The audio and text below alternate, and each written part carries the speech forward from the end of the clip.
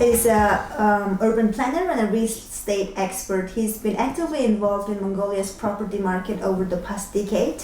We will discuss about ups and downs of Mongolia's property market and undertapped opportunities to turn the current challenges into investable opportunities in the future.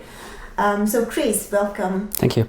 Your company MAD stands for Makes a Difference. Make a difference. Make a difference. Yeah. Investment Solutions claim to be the pioneer of several initiations in Mongolia, such as Mongolia's first serviced apartment fund. Correct. And Mongolia's most comprehensive construction price index. Yes. Please explain these initiatives for us. So when I first came to Mongolia, I was working for a large private sector developer in the country. And I quickly realized that if the market was to mature and improve, we had to have access to information. And so we started MAD on the basis of providing information and improving the market. So we published a very large comprehensive market report that we made available freely. And then we looked at opportunities that were outside of the normal range of what developers do in Mongolia. Which was? So service apartments, for instance. There were no service apartments in the country. There was a strong need for it. And so we started buying up the old Russian apartments and renovating them and then renting them out to service apartments. So today we have 43 apartments under management. And we rent them out mostly on Airbnb. And it's working out really well. So about 70% of our bookings come from Airbnb. And so we provide a chauffeur-driven car for the airport, we provide cleaning services, we provide breakfast coupons, we do all those sorts of things. And so we like to look at opportunities that didn't exist in Mongolia before, instead of developing what everyone else does. And we are very focused on providing services to the industry rather than being a developer, basically, or being something else. Same thing with the construction price index. So we noticed that, again, for the market to mature, there had to be access to better information, which means that foreign investors coming into the market, as well as Mongolian companies, need to better understand where construction prices are, what the seasonality is, and where prices are moving. Is it accessible online? At the moment, it's owned by the Ministry of Construction, so we did it for a private company, but for the Ministry of Construction, and they will make it available online. I see. But sections of it are available online, but our real estate market data is available online, and a lot of our databases are reflected in that. So the construction price index is summarized within that document. I see. So whoever is interested to find out about those index and the figures and numbers can just access your yes, website, correct. right? Yeah. Okay, that's great. Your intelligence unit made a very compelling analysis and projections on the rise in demand and shortage in supply of parking spaces in Ulaanbaatar over the next few years. As a result, you again started another initiative called the UB Parking Fund, which could be seen to me as an impact investment initiative. Correct. How is this project progressing? So we've raised the first tranche of capital and we've bought a bunch of parking spaces in UB. Parking in UB is actually a very simple investment for me because there's so many cars here, there's such a lack of parking in the city. The city is restricting more and more the parking spaces, they're starting to charge parking spaces. And you can see now public spaces have been closed off so that parking is you now need to pay for it and so on. So we thought that the parking spaces within buildings, so we buy parking space within existing buildings, will come up at a premium. As you try to remove the supply of parking spaces on the streets and as people get more and more cars, our rationale is that the parking space within buildings will increase in value and therefore the demand for them will increase, and so that's what we're doing. And the parking is also a very simple investment to manage, unlike other forms of real estate, because there's no maintenance, there's no utility bills, it's very, very straightforward. Right. So please help me understand a bit more on how it's working. You said you bought some parking spaces in Ulaanbaatar. Yeah. Could you name some of them? And they're all under existing buildings? Yes. So we look at existing buildings. They're all around here, actually. They're all around the State Department Store and the Sugbatar Square. And so typically we'll buy 2 or 3 parking spaces in a building. We go in the building, we try to find people who are selling parking spaces. And if it falls within the price criteria, then we buy them off. And often the people who we buy them from are the people who end up being the tenants for those parking spaces. And after that, what happens? After that, so now probably in summer we're going to raise a second tranche of capital. And if successful, then maybe a third tranche would be about building parking spaces. So we have a vision towards building integrated above ground parking structures, which is severely lacking in UB. But this is, of course, is a much, much bigger project. So before we get to that, we want to build some experience, we want to build some track records of knowing exactly where the price points are, of what the demand is and how it works. And we need to prove to our investors that there is a market. And so raising small amounts of money bit by bit allows us to do this while maintaining the revenues that we need in order to build on phase 3, to build one parking spot. And if it works, then we maybe build multiple. I see. So for the investors who are investing in this fund, what is their turnover like? How long does it take? So the yields at the moment is about 15%. So there's a net yield annually yield that investors getting.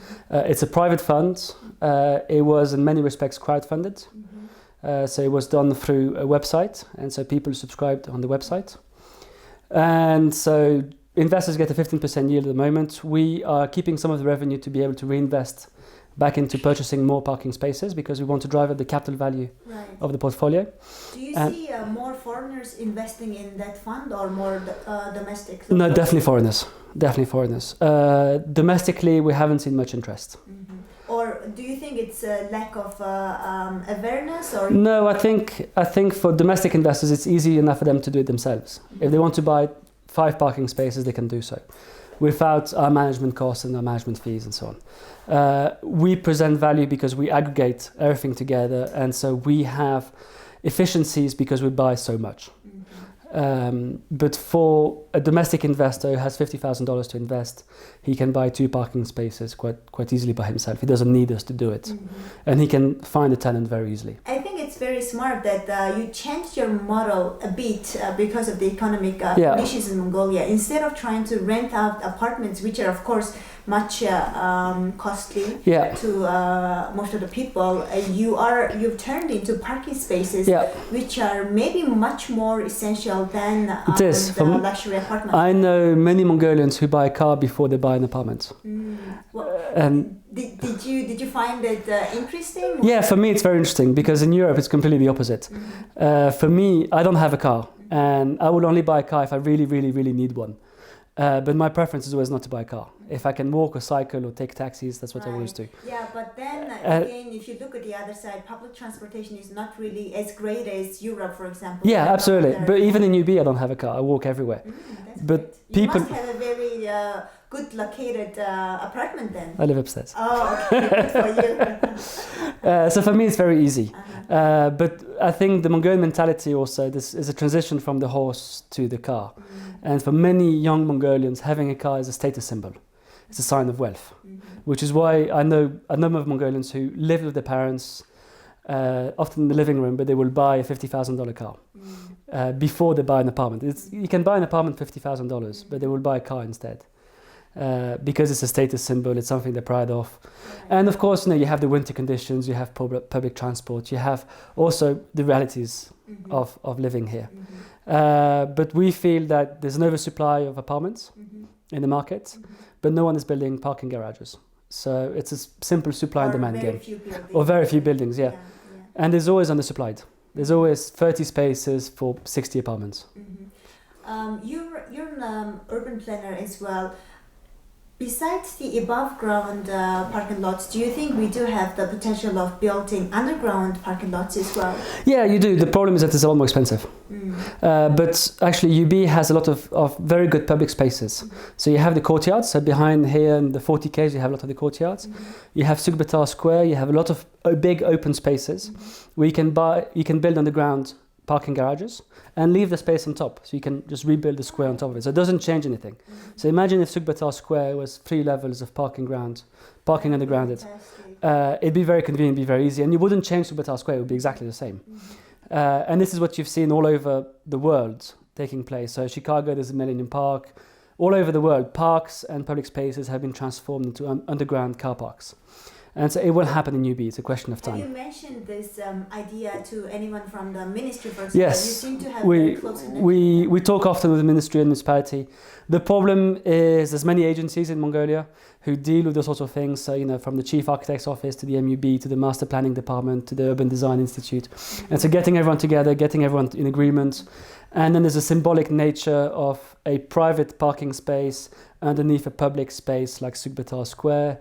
Then the security concerns being so close to Parliament and so on. So there's hurdles, but they can be breached. They can be resolved. That's not the problem. The problem is finding someone who has the money and the resolve to make it happen. But we're working with one developer at the moment who actually does want to, interestingly, to build the car parking spaces to the south of Sugbetar Square and then connect it directly to Central Tower, to Blue Sky Tower and to the municipality through underground tunnels. Amazing. Which means people could drive underneath it and link directly into their office spaces without going outside. So that project is in discussion, is it? At the moment, yes. So we are doing documentation, preparation. We're looking at various investors to see if we can make it happen. I really hope it will happen. So do I. Yeah, and all the best in that indeed. Thank you. Another greater impact investing opportunities lies in the suburban or GER districts of Alamaty, I believe. Those who are not so familiar with UB GER districts, they're basically districts where people live in Mongolian traditional housing, GERs, or yurts, and burn coals to cook and keep themselves warm.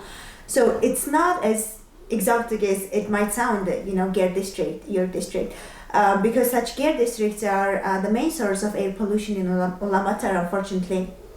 But countries like the Philippines and India have solved some of their housing problems with impact investment and built large-scale, low-cost housing for their suburban population.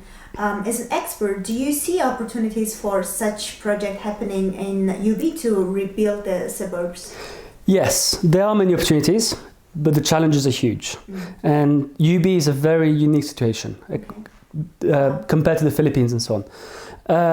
First of all, the coal is not so much the issue. The one issue is the land rights. So UB is maybe one of the only capital where the poorest people of the city are the landowners. In every other capital city in the world, or just about, it's the richest people who are the landowners and the poorest people are squatters. They have no land rights, no land tenure. In UB, actually, everyone in GER districts has a land right. So they have rights of possessions, of ownership, or they have a freehold right to the land. And every Mongolian, as you know, has a free right to land as a birthright, which means the GER districts are getting bigger and bigger and bigger and bigger. Now, because of this, you have very low density. So if you look at the low-income areas of Mumbai, of Manila, of Chinese cities and so on, they're very dense. Lots of people sleeping on top of each other and living on top of each other, right? UB is extremely spread out, very low density, which means it's impossible to provide urban infrastructure to those people. You can't provide the buses, the heating, the water, the electricity and so on to such a low density for people who can't afford it, because the cost of doing so is huge. You can provide this infrastructure in a US suburban setting where the average home pays $15,000 a year in taxes. You can't do it in UB where people pay no taxes. So the cost of building that infrastructure would be in the billions of dollars, and the city just can't do it. And it's not just the physical infrastructure, it's also the schools, the hospitals, the buses, all those sorts of things. It's too expensive to do. So the solution is to densify. You need to bring people closer together, and then it's affordable to build infrastructure for those sub-centers. In terms of providing affordable housing, so I work on ADB and World Bank projects in the GER districts. And there's two projects in particular that I'm working on at the moment for the ADB. One is a GER Area Development Investment Program that invests in infrastructure in the sub-centers of UB. So we're working on two sub-centers at the moment called Bain Hosho and Selb. And the other one is an affordable housing and urban renewal project, which will build human-centric affordable housing for residents of the GER districts. What do you mean by human-centric? So a lot of the affordable housing projects that have happened so far by GADE, by GAP, by all of the state agencies, they build single-use high-rise towers, right? And this is a model that has been proven the world over not to work from a social perspective. People lose touch with their identity. You have a rise of vandalism and so on. What works is something that's called human-centric. So it's human-focused development. It's about scale. So instead of building high-rise towers with lots of emptiness around it. What we're trying to do is build mid-rise townhouses. Okay. So people still have an attachment to land, they still have a garden, they still have low-rise cities. And so you have... That's right. And you create communities and you create meeting spaces, you create green spaces and so on. So it's creating more of a village feel rather than a megapolis feel. Is it in the stage of conceptualization? Or No, so we're finishing the feasibility study of the affordable housing in March, April. Mm-hmm. And then it will go to the parliament to be discussed. And hopefully we can start construction in 2018. Okay. It will depend. Once we've finished our mission, then it depends on the Mongolian parliament and the ADB to push it through. Right. Which can be very quick. It can also take a long time. Yeah. Well, I hope the Mongolian parliament will be, looking into those kind of innovative solutions. Otherwise, the people have been quite angry and upset with all the social and the environmental problems rising from all. And it's understandable. It's a very difficult choice. I work a lot in the Gur districts, and people there realize that burning coal is bad for their families, bad for everyone, but they have no choice. They need to heat themselves. Mm-hmm. So it's a very difficult situation. But as someone who's lived in Mongolia for a decade, and also have been involved in different sectors, different economic sectors of the country, which kind of opportunities do you see in the countryside in terms of building up more business-like environment there, and at the same time helping their sustainable livelihood? Yeah, so the two big, of course, are agriculture and tourism. Mongolia is extraordinarily beautiful. It's one of the most beautiful countries in the world. The problem is how it markets itself. It's too expensive for low-income tourists, and it's too difficult, and you don't have the infrastructure for the high-income tourists. So if you look at African countries that also have sort of beautiful nature and so on, they've marketed themselves on very high income tourism, so Tanzania, Kenya and so on, with extremely good luxury tented camps, the whole glamping movement and so on. And I think Mongolia needs to go into that direction. But in order to be able to do so, it needs to build infrastructure. A tourist who pays $2,000 a day is not going to sit in a minivan going over bumpy roads for 5 hours a day. And so there needs to be an infrastructure built on that. But there also is a huge market for the nomads who start welcoming tourists into their lifestyles and so on. And this is sort of destination tourism, is a huge opportunity that is not being exploited at the moment. And which I think, there's a few small companies that are trying to do it. And I think the Ministry of Tourism needs to do a better job of supporting those sorts of initiatives. And then agricultural business. I think the opportunity actually lies in letting Korean and Japanese companies come and do agricultural projects in Mongolia. There's a common misconception in Mongolia that if you do long-term leasing of land or even selling of land to Japanese or Korean or Chinese companies, that means you're losing that land. And I think that's nonsense, because that land is still in Mongolia. Exactly. They can't take it away back to Japan or Korea, and the Mongolian government is here to regulate. So you can tax it, you can derive revenues from it, you can do all sorts of things. But this is something that, the Japanese, they really need grazing lands. So do the Koreans, because they have overpopulation, they have issues there. And it will come at no cost to Mongolia, and it will create jobs, it will create benefits, but importantly, it will create skill transfers, because they will employ Mongolians on their farms, that those Mongolians will then set up their own farms and become competitors. And however, do you see the relatively long, lengthy cold season in Mongolia a problem in doing such kind of agricultural projects? It used to be, no longer. Now that you have hydroponic agriculture, you have so many new types of innovative agriculture that you can do, it's becoming less and less of a problem. And bear in mind that during the Soviet period, Mongolia was a net exporter of wheat to the Soviet Union. Mongolia, during the Soviet Union, was far bigger agriculturally than it is today. Exactly. Today we have 20% of the agriculture we had at that time. Now the Soviet Union agriculture wasn't particularly sustainable or wasn't particularly good quality, but there is a market for doing this. And bear in mind that the world over, people associate Mongolia with the steppes. If you ask anyone in the world, what is Mongolia? They imagine the steppes. And you have restaurants the world over that sell Mongolian beef. That's not actually Mongolian, it's from Inner Mongolia. But there is a perception of good quality beef. And I think there's a niche market for Mongolia to go into very high quality beef like Wagyu beef or Kobe beef or something like that can then be sold within Asia to Korean, Japanese, Chinese, Singaporeans and so on, because the branding is already there. Now it's just a case of creating the product. And there's a number of opportunities like this that I think Mongolia could actually do fairly easily. Besides your real estate business, have you been involved or have you had deeper research on this kind of economic opportunities you just mentioned besides your real estate? No, I mean, we really focus on the real estate. Everything else often comes as a result of the real estate. Because if you're looking at the urban areas, you also need to look at what drives them economically and how the economy as a whole functions. So I'm very interested in the macro elements. And we have advised sort of different agencies on the opportunities in Mongolia. The problem is not so much the opportunity here. The problem is the size of the markets and the regulatory environment. Those are the two big issues that investors face. So the opportunities are there, and there are good Mongolians on the ground that can actually make them happen. The problem is simply the government often gets in the way. And it's very difficult to deal with Mongolian government for such a small market. There are other countries where the government is equally difficult to deal with. And China is notoriously very difficult to deal with, but at least the market is much bigger. Mongolia is a very limited market. It's 3 million people, of which only 1.5 live in the city, of which how many can actually afford any kind of product? Due to exactly the reason you just said about the relatively small size, not relatively small size of the market, however, relatively big landmass,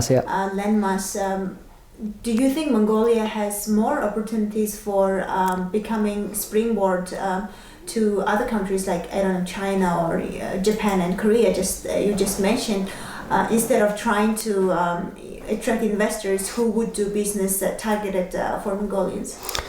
So I think actually Mongolia being such a large landmass in an geographic area that has so many high density countries and so many countries that are growing in terms of economy, presents enormous opportunities. And Mongolia, rightly or wrongly, I mean there's debates on both sides, is very much against letting foreigners in. For a number of reasons. Of course, the Chinese, there's a fear of being invaded and becoming a Chinese country of sorts. And those fears are, of course, founded. But I think there's a middle ground that can be found between the current xenophobia of we're afraid of foreigners, so we'll make life very difficult, to actually benefiting from the potential and investment that it brings. The landmass that you have here is an enormous godsend that Mongolia has. And it is beyond the mining. I think it is what's going to prove the fortune of Mongolia over the long term. Of course, there's huge mining opportunities in the country. But the landmass is also a big issue because it means everything is difficult and everything is far. You know, UB is a city-state, in effect. But if you want to go anywhere else, if you want to create any kind of business to secondary cities, it's just so far, it's extremely hard to do. I'd like to ask you a couple of questions on your personal journey. Back in 2012, in your interview for a local newspaper, UB Post, I believe, it's exciting, fun, and the best possible business school in the world. Yes. I love the positivity, but can you still say so after 5 years? It still is the best business school in the world because we've seen both the good times and the very bad times. And so it's forced, for example, for my business, it's forced us to completely change and adapt and be flexible. And so the business lessons you learn in Mongolia are very, very concrete. They're very good. And they're probably much more down to earth than the experiences you will have in any other country. The things I've learned in Mongolia is the power of relationships and the power of being practical and being very pragmatic about what you do. And always looking at, what can go wrong. So it's type of scenario planning, you have to plan absolutely. Scenarios. Absolutely. What if this happens? What if that happens? And I think that sounds like a very good lesson for you, right? But at the same time, Mongolia is actually quite unique in the fact that it's relatively easy to start any venture. If I was working in the UK or in most Asian countries, it'd be very difficult for us to do new product lines, new markets and so on, because there's be so much regulation, there'll be so much red tape, and it's such a competitive industry. Here, if we have an idea, we can start on this idea next week and see if it works at relatively low cost. And if it doesn't work, we can shelve it and we can try something else. And Mongolia is quite unique in this. And that's why you have such an entrepreneurial culture. Mongolia, for me, I've traveled all over Asia, is very unique in how many entrepreneurs it has. Mongolians are by nature extremely entrepreneurial, which is a problem as well as a negative. It's a problem for people like me because when we have good employees, they stay with us 1 year and 2 years and then they want to go and compete. And the dream of every Mongolian is to have their own business, I think, or that's how I see it. Partly true, I think. Yeah, and whereas if you go to China, if you go to Japan, if you go to Korea, the dream for them is to work for a company for the rest of their lives and to be a salaryman, right? And so Mongolians have this great entrepreneurial spirit where they want to try everything, they want to do everything and so on. What else do you think the government should do in the next few years? Because they just formed about half a year ago, and they're, I think, really trying hard to lift the economy up. How much do you think they will be able to accomplish it over the next few years? So the biggest problem with the government is, it's a vicious circle. It's a very difficult situation they're in because what investors want is stability. The best way to prove stability is over time. You can't prove stability over 6 months. So we'll see in a year or two if the government is stable. The key thing for the current government is to maintain its promises and to stay on message. One of the key challenges from the previous government was that there were so many conflicting messages. So constantly there were ministers and members of parliament and so on that were saying certain things in the press and they were all fighting amongst each other and so on. There was no unity in the government. Today with MPP controlling the parliament, controlling the municipality and probably soon controlling the presidency, they will have all the tools necessary to have stability and to have a single message. And I think that's what's very important is for whatever happens. I mean, for example, today there's a lot of uncertainty about will Mongolia be able to meet its March payment on the Chinggis bond? Will the IMF come in and so on? And even on the March payment, the Minister of Finance is saying one thing, the Prime Minister is saying another thing and so on. So we need to have clarity in what is going on. And in most other countries, you have a clear chain of command. And so you have a spokesperson from the government who says what the government position is. Other ministers and parliament members are not really allowed to talk publicly about affairs of state. And I think this is something that needs to be slightly improved in Mongolia. I'm actually quite impressed so far with the current government. They've inherited from a very, very difficult situation. It hasn't crashed yet, which is already, it's a positive, it's a good sign because we were heading towards a massive crash. And they're trying their best to improve the situation while maintaining the political promises, which is not always so straightforward. So we'll see if they're able to do it. I'm confident. When you said 5 years ago that you came to Mongolia to build a career, do you think you've already achieved that goal? And what are your mid and long-term goals in your business life, and how are they related to Mongolia? I think I've learned an enormous amount, not just from a business perspective, but mostly from a market perspective. So we've become valuers, we've become planners, we've become market research specialists, and we realized there that we have products which actually from an Asian market perspective are quite unique and very good. Our capacity to integrate together the investment side, the research side, the urban planning and evaluation all together into one core team is something that's quite unique here. So we think there's a market for this in other Central Asian countries as well as sort of Northern Asia. And so what we want to do is expand the company elsewhere. Mongolia is a relatively small market, as I've mentioned before, and so for us to keep growing, I think we have to grow outside of Mongolia. So we'll retain our base. So you want to duplicate your business model in Mongolia and implement it elsewhere? Okay. We'll retain our base in Mongolia, but I think there's a number of Central Asian countries in particular that have gone through the same transition than Mongolia and have the same problems that we can probably enter in and provide some good services. And it is those countries where the big companies don't want to go into because they're too complicated, because they're too expensive and they're too small of a market, that where we have a competitive advantage to be able to take our lessons from Mongolia and go and apply it in other countries. Yeah, that sounds like a very good plan. We'll see if it happens, yeah. Which countries are you looking at the moment, or it's still in your midterm plan? So it's still midterm, but we're looking sort of at Tajikistan, Kazakhstan, those sorts of Central Asian countries. I see. Okay, Chris, very, very extremely interesting discussion. I thank you very much. And I Pleasure. just want to briefly explain about the project Yeah. again to let the viewers and yourself as well. So this project, Doing Business in Mongolia, is a content strategy project which will produce 4 main outcomes: an ebook, business guidebook, that will be mostly based on the kind of discussions we're having with these 12 business leaders we've chosen, and also of course this YouTube videos, original video series. We're also going to launch a website on this project, Doing Business in Mongolia, so people can visit there anytime, even after the videos and the ebook, of course. And we're also planning to implement or organize a forum in the summer when the sun is up and the weather is warmer, for anyone who's interested in exploring more business opportunities in Mongolia.